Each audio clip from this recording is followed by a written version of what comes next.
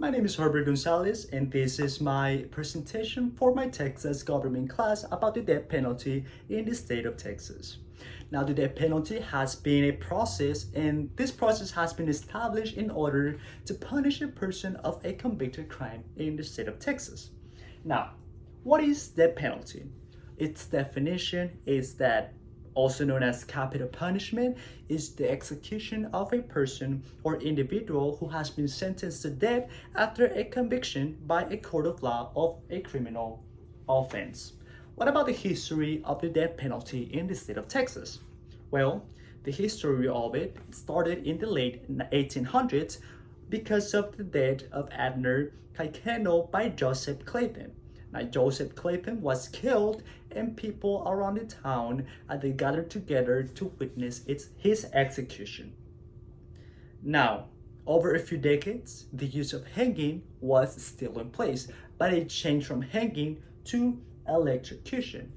But an important fact of this is that people used to believe that this was not a civilized method for penalizing a person's action. Now, this word of the individuals got into the place of the Supreme Court, and they believed that they had violated the 8th Amendment of the Constitution. And in 1973, the Texas Penal Code was revised, and as a decision, the death penalty was reinstated in the state of Texas in 1974 with the new review and the new system. Now, during this time, after the hanging changing to electrocution, it came the lethal injection. Now, the lethal injection was still highly criticized by individuals around the state. But what about nowadays? What is its reputation in the state of Texas? Well, the state of Texas is highly criticized because of the use of death penalty and because of the methods that the state uses. Now, the state of Texas has highly reviewed and changed its system in a way that is not as unfair as people think it is. But still, it is believed that these reviews have not changed at all. Now, what about exonerations in Texas? Exoneration is when a person is convicted of a crime, but for some new evidence, this person is clear of all charges. Now, one example that I found, it's that one of Lydell Grant, who was exonerated on May 27, 2021, in which was last year. Now, what happened to this person was that he was convicted of first-degree murder because of the death of Aaron Sherhorn, who was stabbed on December 10, 2010. Now, what about a posthumously exoneration in the state of Texas?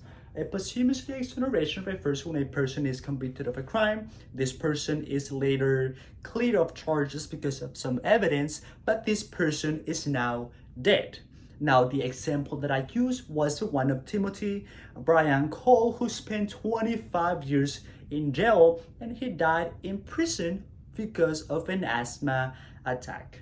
Now, Cole's initial appeal was denied after being sentenced for 25 years, but because of DNA testing, he got clear of all charges, but unfortunately, he had already passed.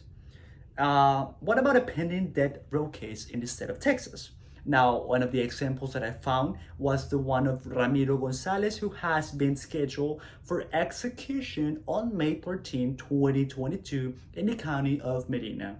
Now, the background of Ramiro Gonzalez is that he was a welder and a fence builder. He is on a life sentence for aggravated sexual assault with deadly weapon from Bandera County.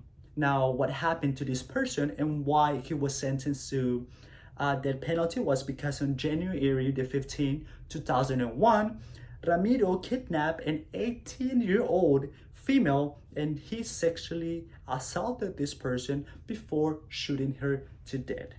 Now, these are some of the cited works where I found my information from, and is As a fun fact or important fact, as I may say, most of the information is from the judicial system itself, from the government, and that it works with the state of Texas. Thank you so much, and this was my presentation about the death penalty in the state of Texas.